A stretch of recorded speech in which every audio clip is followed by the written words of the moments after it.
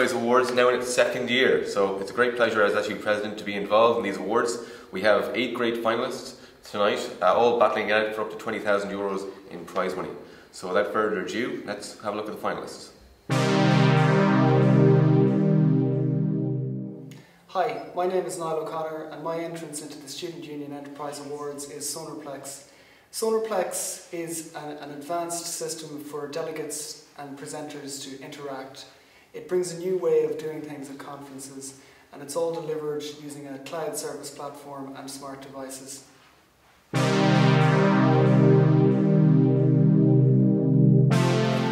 ABA Ireland is a charitable organisation which is anchored in the scientific approach called Applied Behaviour Analysis, or ABA.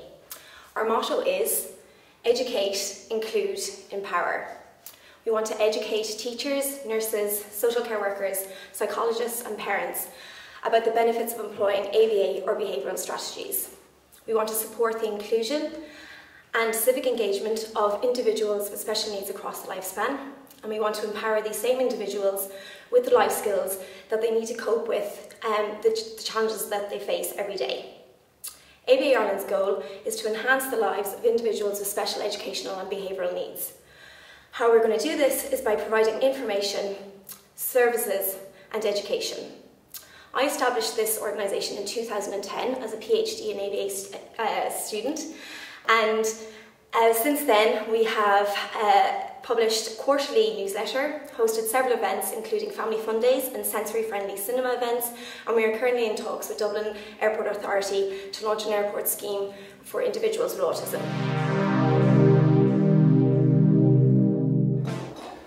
Well, I'm sure after you've read the presentation you know what we're about. It's a community resource which is not just an actual physical resource with practicalities of providing a service, and teaching people, but it's actually about the actual culture and actually promoting creativity and innovation in relation to cycling.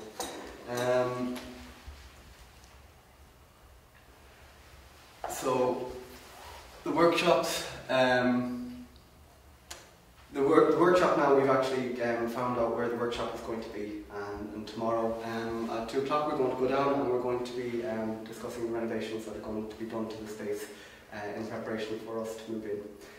So that's kind of like extremely good news. So regardless of how we go about things, the workshop will be set up. We feel that there is a need and there is demand for such a service in Galway. We've plenty of new facilities being put in the wider Galway city in relation to cycle routes, especially on the Seamus Quirk Road. And there's proposed new ones as well, and they're installing cycle facilities around the roundabouts, as well as that the Mayor's report, which just came out last week, also expresses the actual interest people would have and their openness to actually stepping away. Hi, my name is John Carey from Galway Botanic Garden. Our team aims to create a large botanic garden comprised exclusively of native Irish plants. The project will be located within walking distance of Galway city centre and will focus on education, research and conservation. More than anything, we want to create a place for visitors and members of our community to come and be able to embrace and enjoy the variety of habitats that Ireland has to offer, but in one location. Our city is in need of this. It's in need of an amenity and a centrepiece. And with the potential for 400,000 visitors per year, it can be a significant economic boost to Galway City throughout the year. We aim to create an environment where people can enjoy themselves, and yet it will give something back to the community. We believe that people have a right to access their botanical heritage, and by creating a centrepiece, it will be a must-see visitor attraction for Galway City. We hope that visitors who come to Galway and to the west of Ireland will see the Botanical Garden as a place of international significance that has to be visited. Thank you. Thank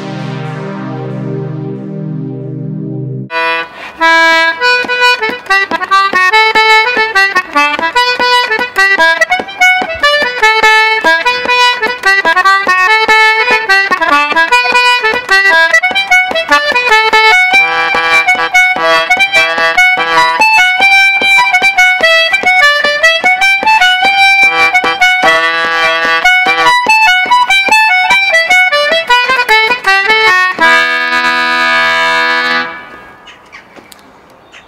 Hello, my name is Cormac Beckley and I'm the organiser and founder of the Tunes in the Church concert series. I organise traditional Irish music concerts in 3 churches along the west coast of Ireland, in Galway, Killarney and in Westport. The emphasis of these concerts is to present traditional Irish music in its most authentic and purest form by having a different combination of musicians, singers and dancers from a radius of each venue. Thanks very much.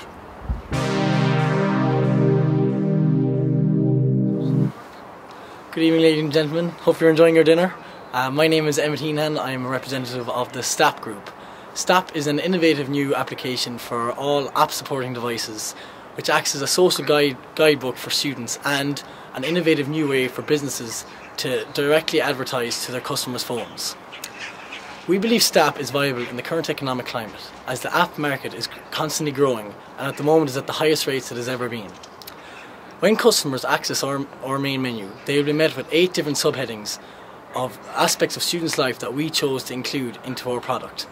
These include groceries, as supermarkets such as Dunnes and Tesco, recipes using own brand products that are cheap and affordable for students, nightlife section which will include pubs and clubs throughout the city, as well as alcohol, which will have special offers in businesses such as off licences all over Galway City.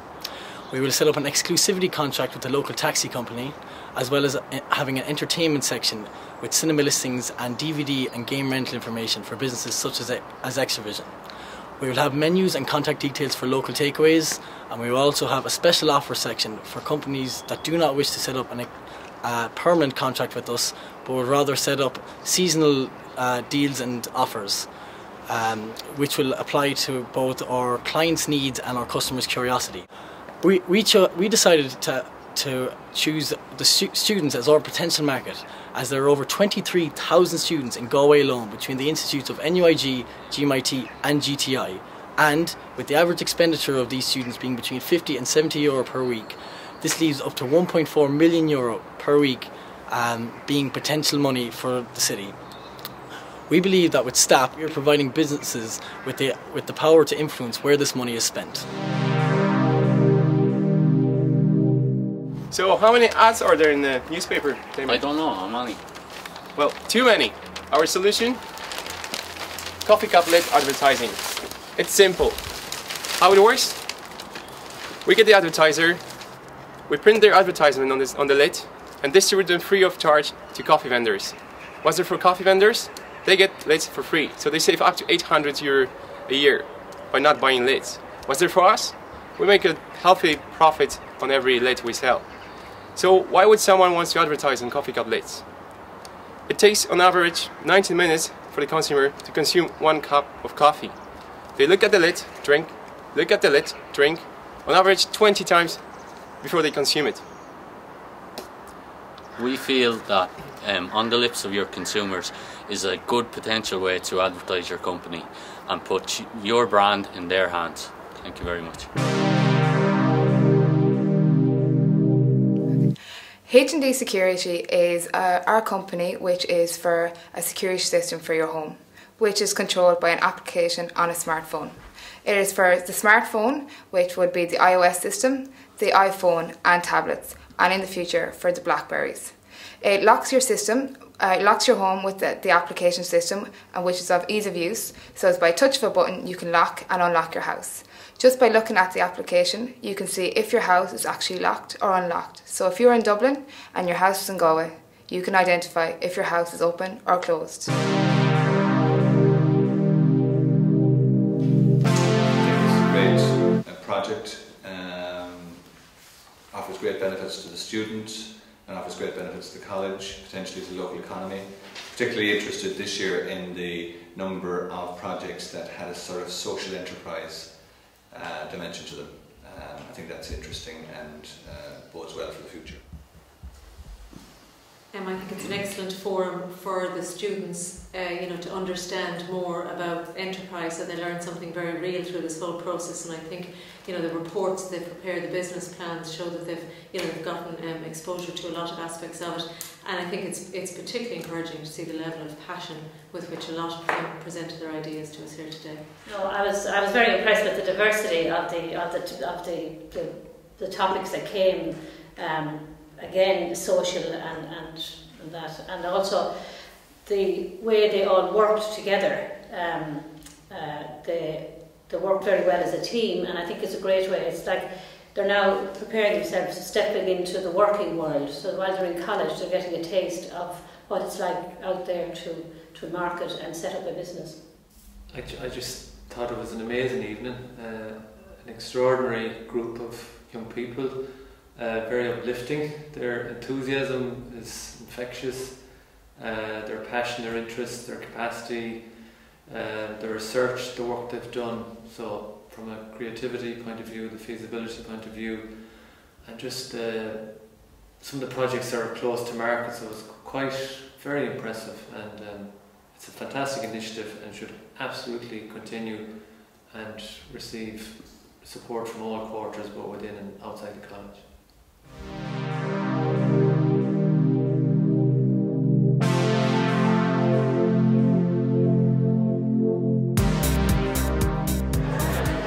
Good evening, everyone, and welcome to the 2012 Students' Union Enterprise Awards.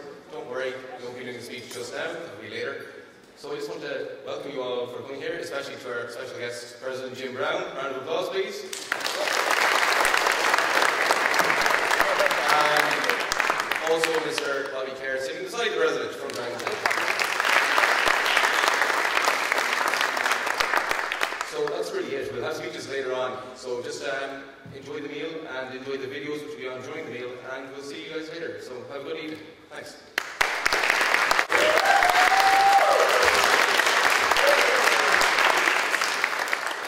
So you're all fed and watered and you're all having fun. This is good. Easy in the wine now. What I would say is I just want to say thanks to a few people here. Obviously our judges who you saw there on the screen. So a big round of applause for them, I suppose.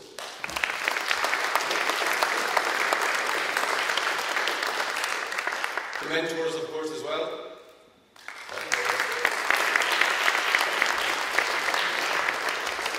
And of course, we want to support, or rather, we want to thank President Brown for his continuous support for this project now in its second year.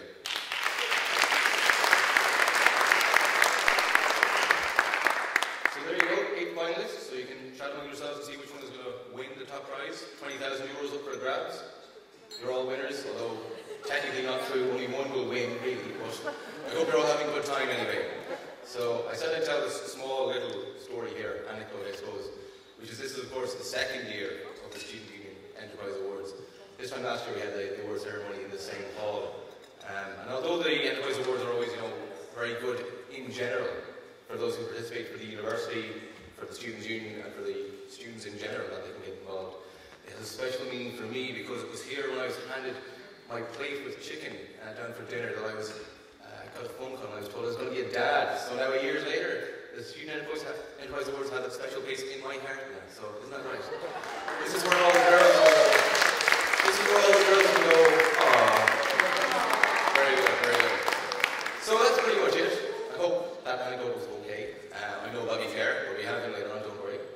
So without further ado, I'm going to ask the President, President Brown, to come up and say a few words, and that's really it. Thank you, and welcome. Margaret, agus tá fáilteoil go léir go dtí ágáil speisialta seo. Bhaile mar dús ó bhíogus a gháilíomh as ocht an sean seo hortach go le foghráilíomh ag an ágáil súntaach seo. First of all, I want to thank you for the opportunity to say a few words at this very, very important occasion. I think this really is a great night for the university and for the students of the university. I'm happy to see so many people here to celebrate it. I think it's an evening where we will see the real interest and value of students and the real contribution students can make to our society in general. I think it's tremendous to see students involved in trying to create their own future, trying to shape their own future. I think it has to be encouraged in our modern climate, our economy where there are no jobs for life. Even the best of times, even if the economy is fundamentally restructured as it needs to be, even if the recession is dealt with as it will be dealt with in time, no matter what happens, we can be sure of one thing.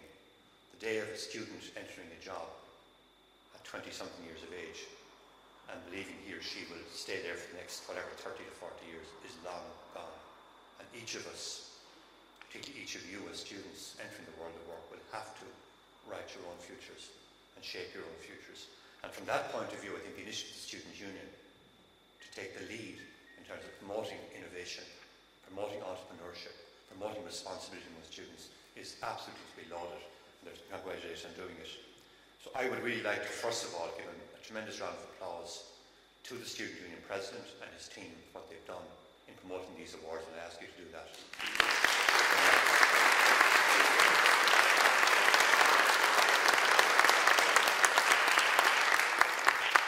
Thank you for that.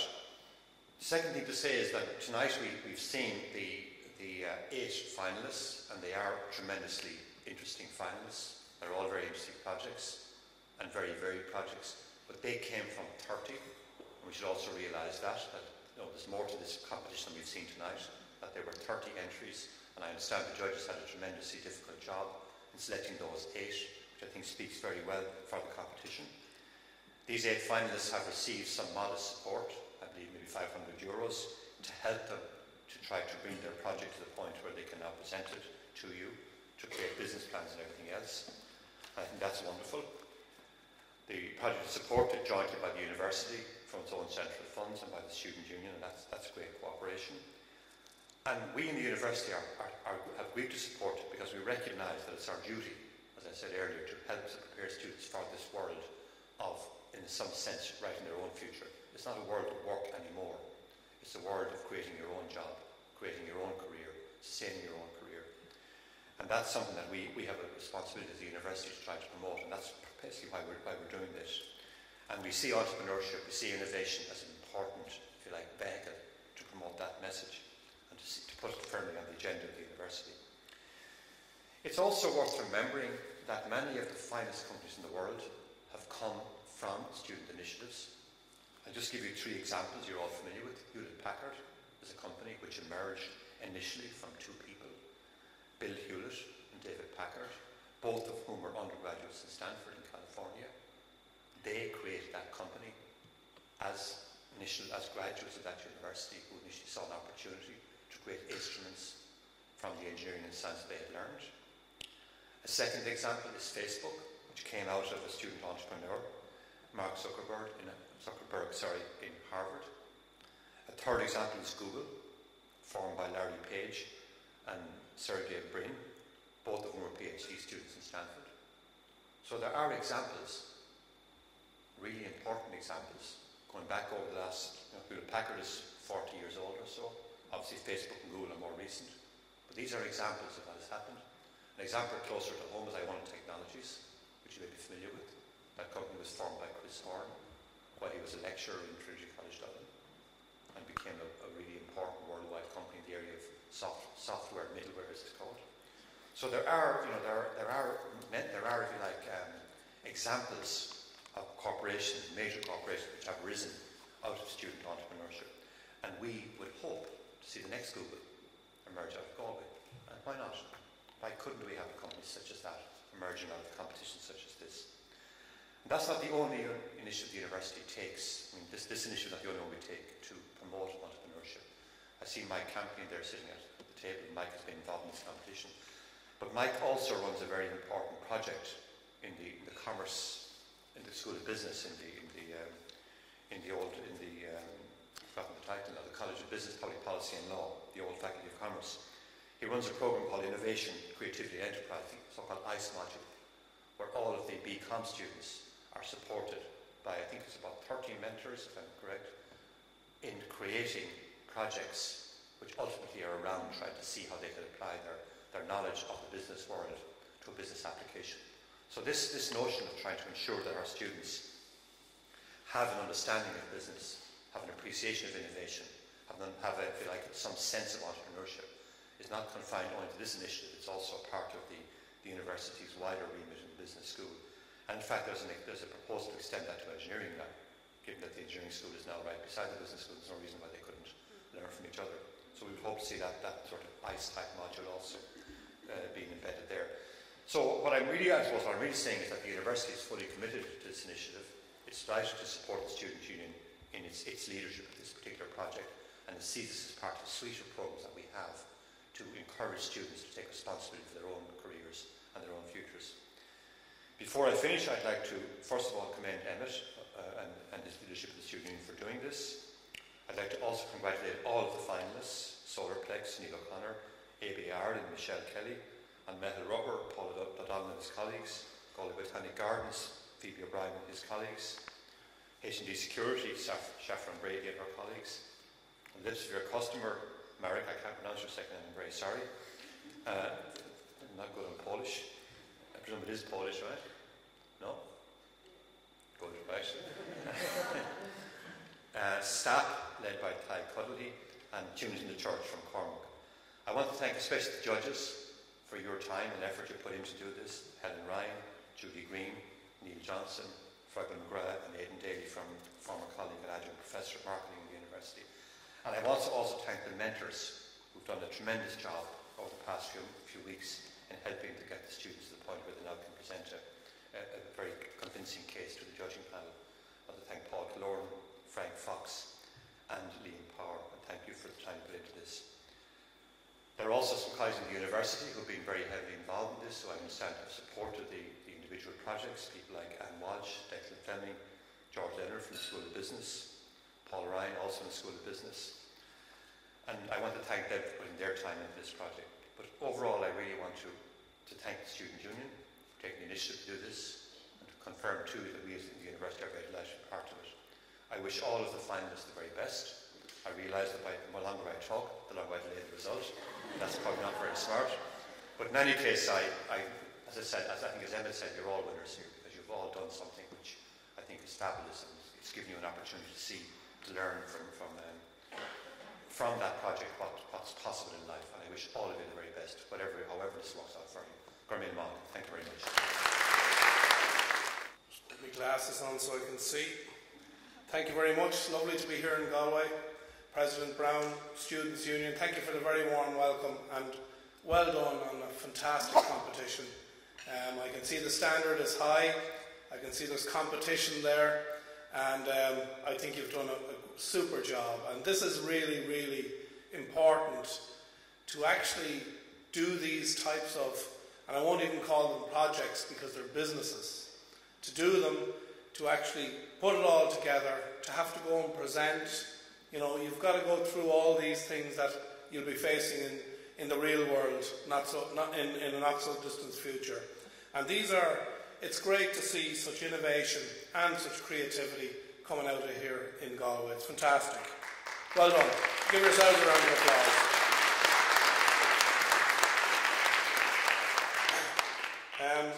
We'll start with a joke.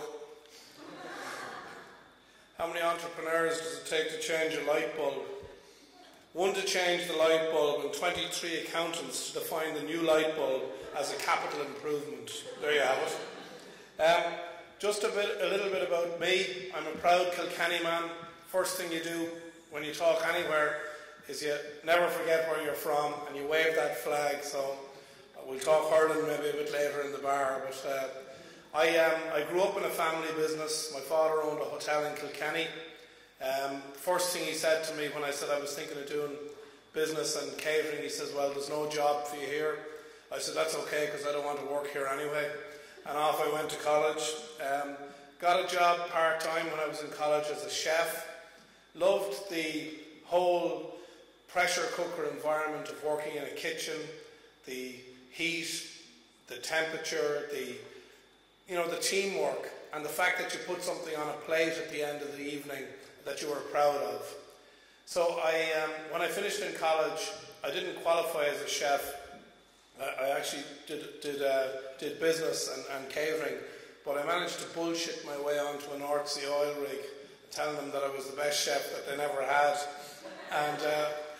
And it was a very interesting place. They were in the heady days of North Sea oil exploration. We were paid in sterling. We worked 2 weeks on, 2 weeks off.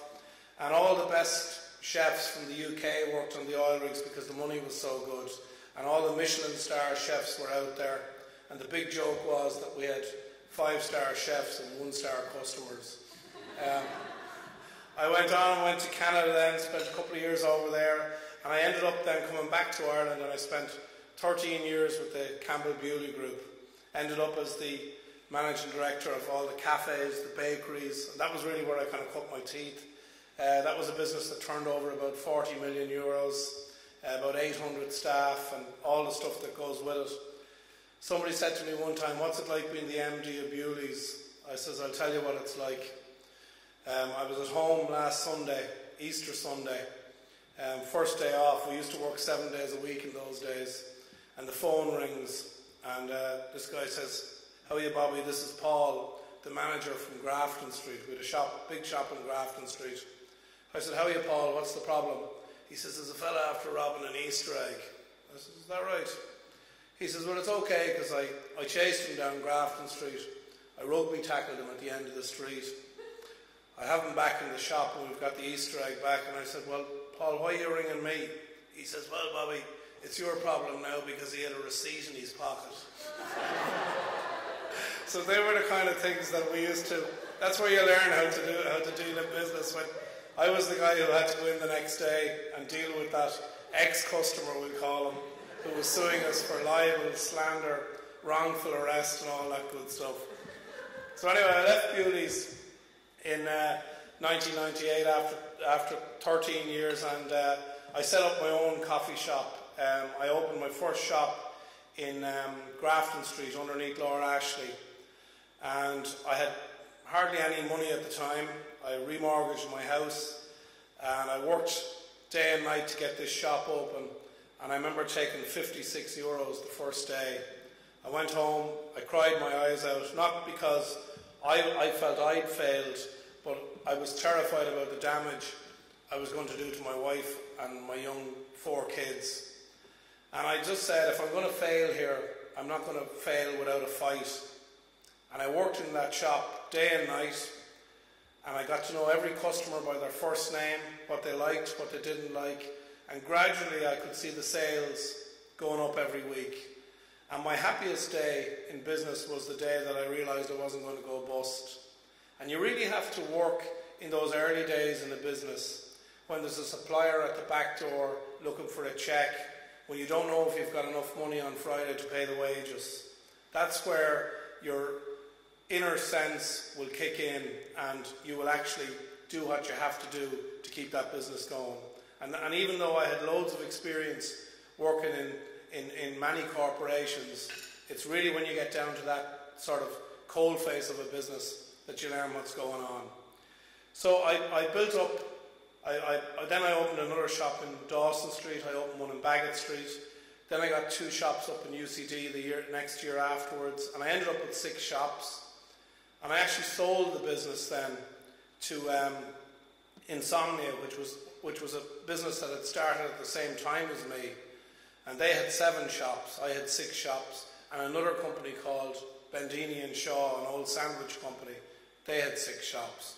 So we put the 3 shops together, we ended up with 17 shops, and we now have over 60 shops. We have 63 shops as we speak today, and we have a turnover of 21 million. It's a very, very good business. 5 million cups of coffee annually. That guy who invented the lids with the advertising on it, I want to talk to you afterwards. If you don't win, you might get an investment from me, you never know. But we'll talk later on that. But again, we're I suppose we could be considered a small company, but we're a very, very committed, hard-working company, and we try and be innovative. We try and punch above our weight, and all our coffee has been 100% fair trade right from day one. And it really bugs me when I hear people like, I call them the S people because I can't even mention them by name, but they talk about fair trade coffee, and it's only about 4% of their coffee sales, but it's about like 90% of their advertising. I've been out in Kenya, Tanzania, Nicaragua, all places where we buy our coffee, and if you saw the work and effort that goes into harvesting one bean, you'd never ever drink anything else. Couple of things, I got lucky a few times along the way. This guy here, I want to tell you about him. About 2 months ago, he won 187 million in the US lottery, and guess what? 2 days later, she became his girlfriend. There's also bad luck. That was me about 3 weeks ago on Stephen's Green. And just this, the power of the brand, boxing above your weight. These are a couple of interesting pictures I have up here. The one on the left is Miley Cyrus. When she came to town, she happened to buy a camera in the camera shop, but lo and behold, she came into us for a coffee.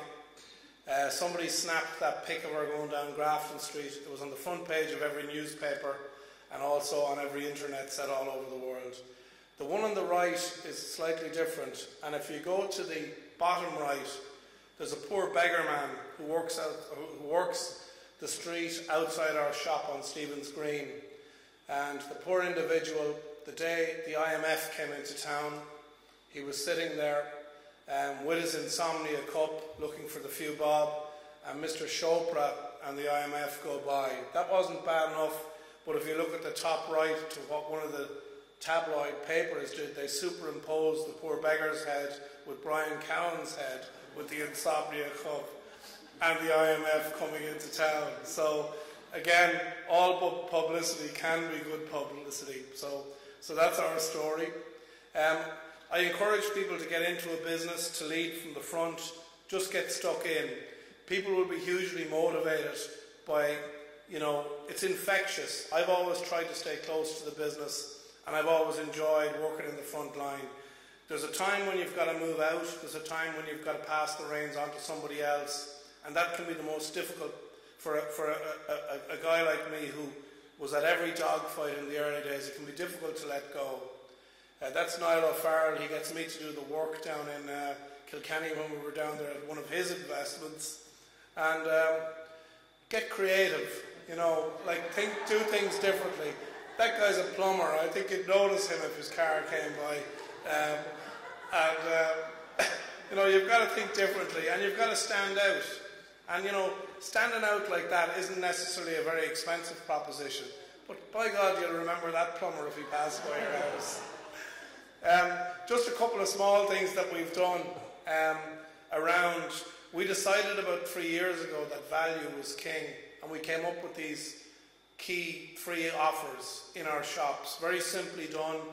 No ambiguity, no time limits, and just a sandwich and a fiver.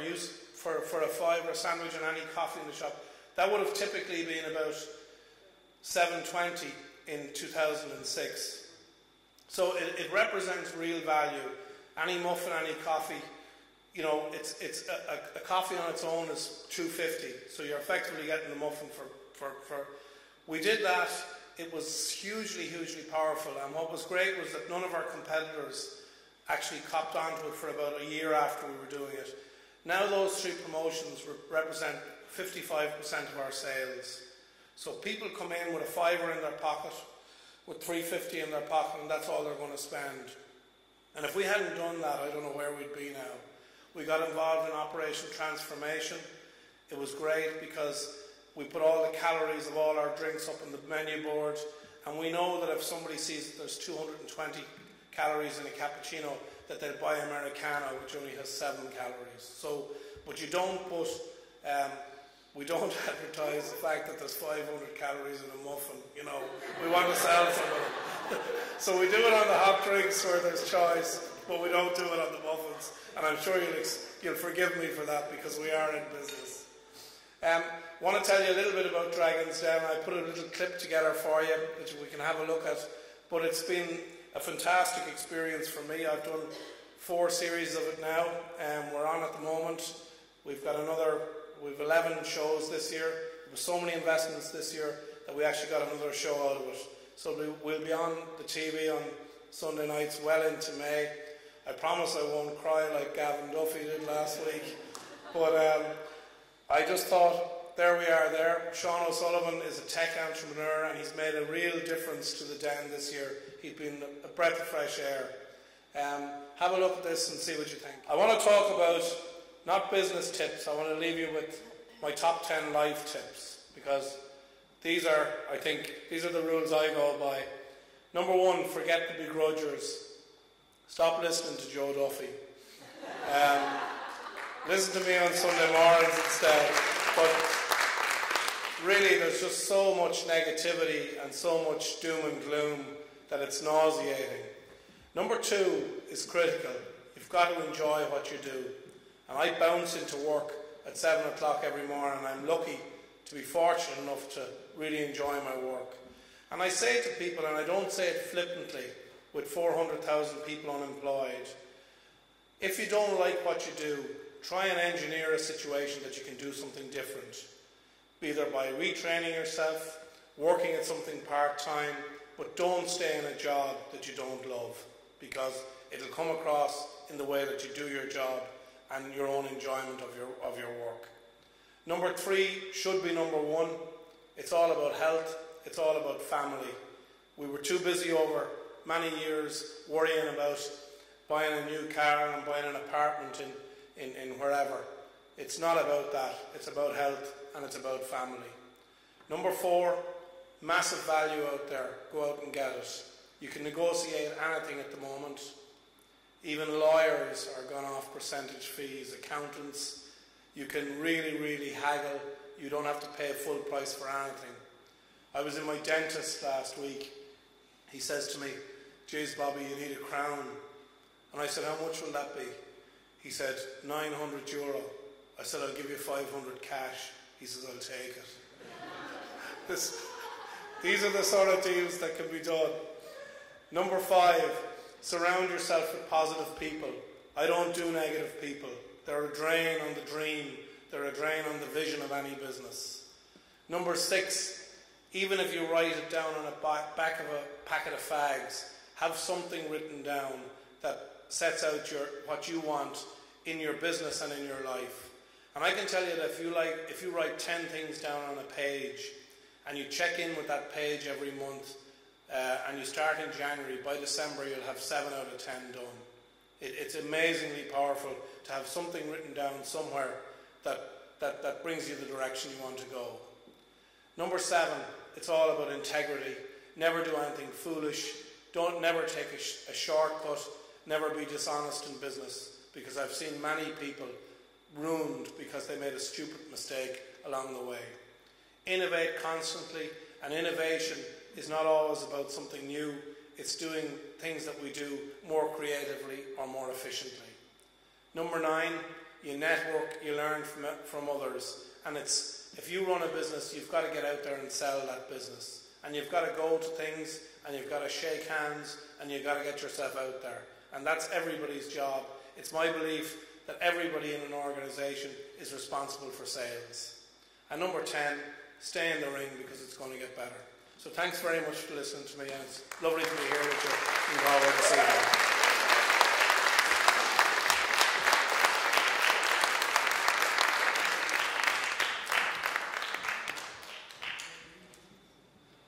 Okay, thanks Bobby. We're nearly at the part of the evening you've been waiting for, to find out who's won, and we're there soon enough now, so just be a little bit more patient please.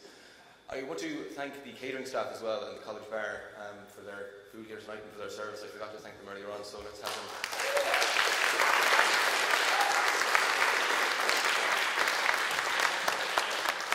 And just before we announce who the winners are, I want to have a special round of applause and thanks for Joanna Brophy here with the Students' Union. She's down the end here, she's going to have to come up. We have a presentation. We have a small presentation for her, a token of our gratitude.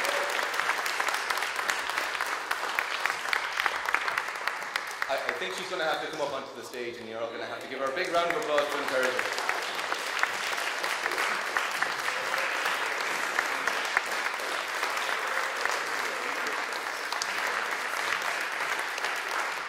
There we go. Okay, now it's time to announce the winners. So I'm going to call up Helen Ryan, CEO of Craigana, and also an NUIG graduate, and also chair of the judging panel, and she will announce the winners. And then we're going to call up Bobby and the president as well to hand out the prizes. So, Helen.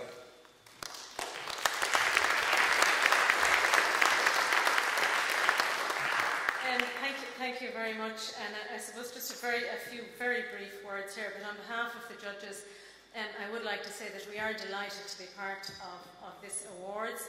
and obviously particularly delighted that the Students' Union asked us back for the second year. You know, we really feel good about supporting this, and hopefully we'll be invited to do it for a good few years to come.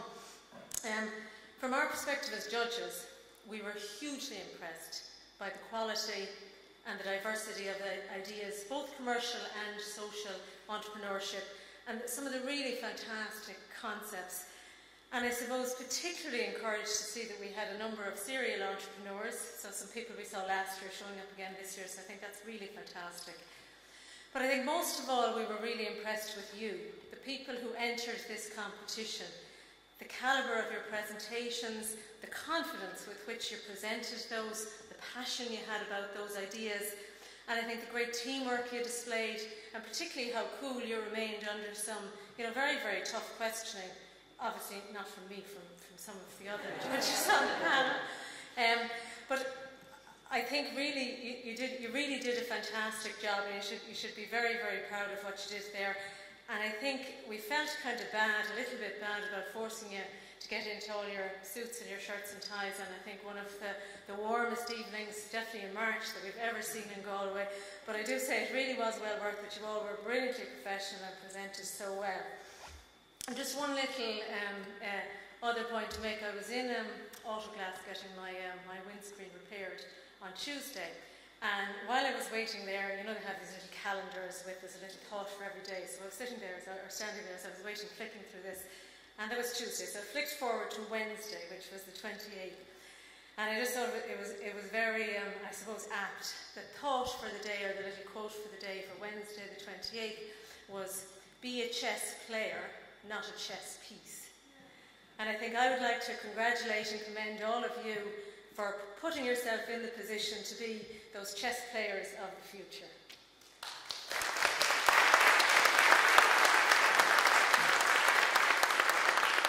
I suppose now to the serious business of announcing the winners. And I suppose as everyone's aware, we have 2 runners-up and obviously 1 overall winner. So I'll start with the runners-up in no particular order. So our first runner-up is Cormac Begley for Tunes in the Church.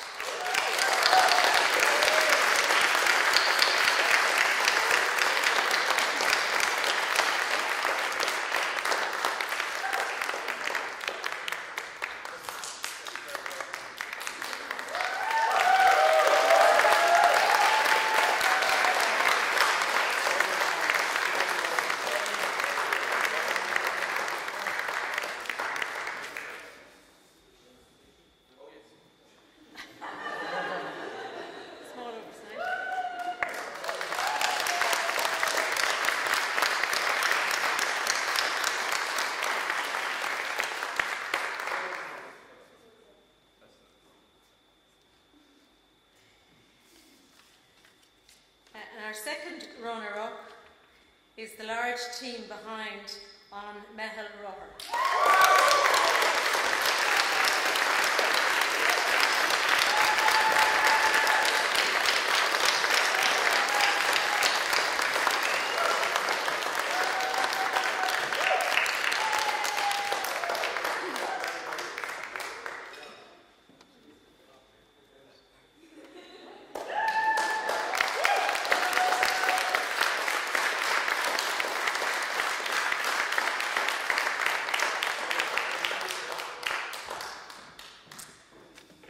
And then finally, our overall winner of the Students' Union Enterprise Awards 2012 is Niall O'Connor for Sonarplex.